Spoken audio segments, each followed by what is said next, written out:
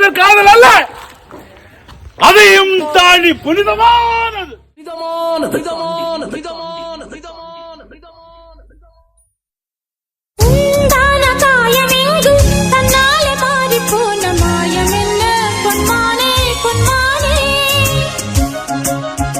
சுபாஷே,